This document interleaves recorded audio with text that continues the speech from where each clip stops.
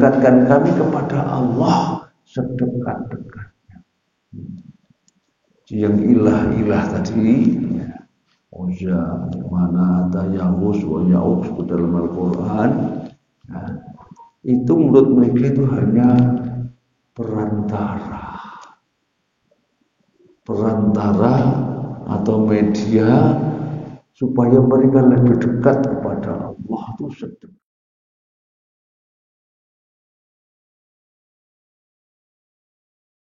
Tapi kalau mereka ditanya, kenapa kok menyembah berhala ini? Uzza,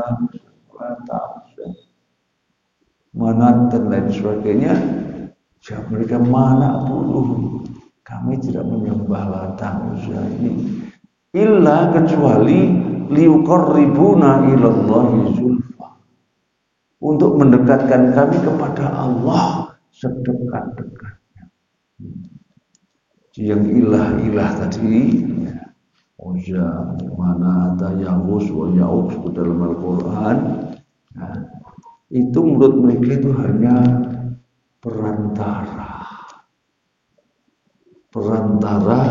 atau media supaya mereka lebih dekat kepada Allah itu sedekat-dekatnya itu kata mereka. Ya. Nah, sehingga di sini tentunya adalah manusia yang membuat Tuhan, karena bukan Allah tapi Tuhan-Tuhanan. Ya. Nah, Tuhan itu keyakinan kita, tentu pasti Tuhannya satu. Ya. Tuhan hanya satu, maka kita juga hampir bangsa kita, negara kita meyakini Tuhan yang Maha Esa. Mungkin dalam prakteknya tidak tegas. Yang mengaku Tuhannya lebih dari satu pun bisa diterima juga ternyata. Tuhan yang Maha Esa, Esa itu tunggal satu. Qul huwallahu ahad itu. Ya. Siapa mereka yang membuat Tuhan-Tuhan selain Allah itu? Ya. Mari kita kaji pertama surat Al-Furqan. Ayatnya ayat 43 dan 44. Ya.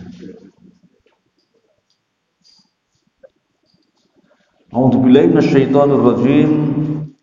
Ara'aita man ittakhadha ilahahu hawa afa anta takunu alaihi wakila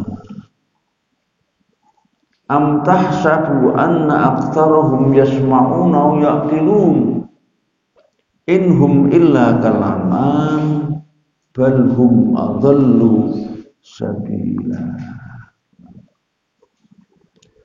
Salah satu ya. Engkau Muhammad melihat orang yang menjadikan keinginannya, hawa nafsunya sebagai Tuhannya, apakah engkau akan menjadi pelindungnya? Atau apakah engkau mengira bahwa kebanyakan mereka itu mendengar atau memahami? Mereka itu hanyalah seperti hewan ternak, bahkan lebih sesat dalamnya. Ya. Ara'aita, tidakkah kau cermati, tidakkah kau perhatikan, tidakkah kau teliti Muhammad dan umat Muhammad, orang-orang yang telah menjadikan hawa nafsunya sebagai Tuhannya, atau orang-orang yang telah menjadikan Tuhannya itu hawa nafsunya, atau dengan kata lain orang yang telah mempertuhankan hawa nafsunya. Ini pertanyaan dari Allah. Tidakkah ya? Atau tahukah, kau cermatikah? Tapi maknanya yang adalah perintah. Seperti ayat tentang khamr dan itu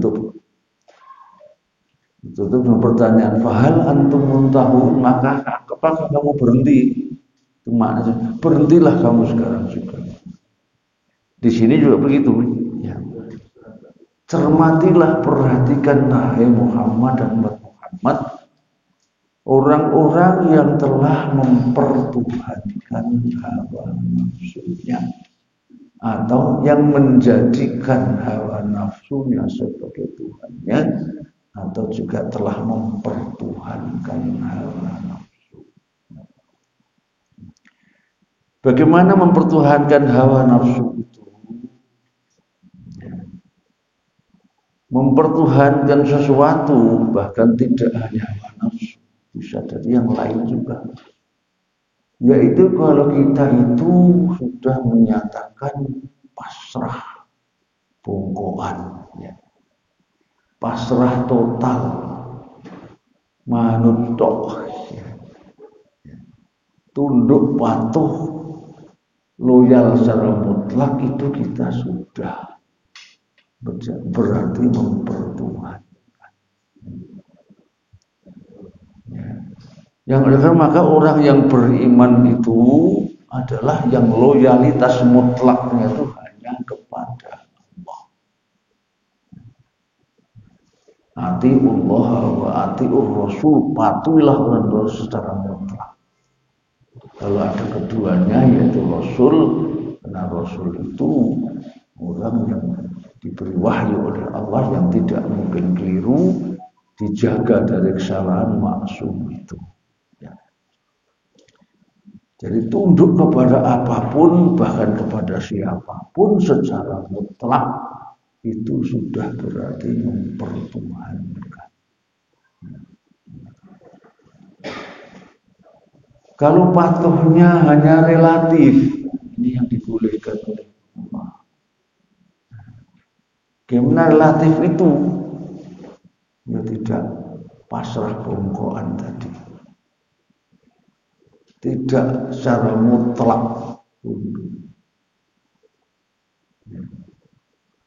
Seperti kepada ulil amri. Makanya atiullah bahwa ulil amri tanpa atiu lagi dibedakan. Itulah berdampingan. Yang sama atiullah wa atiur rasul, kedua-duanya mutlak.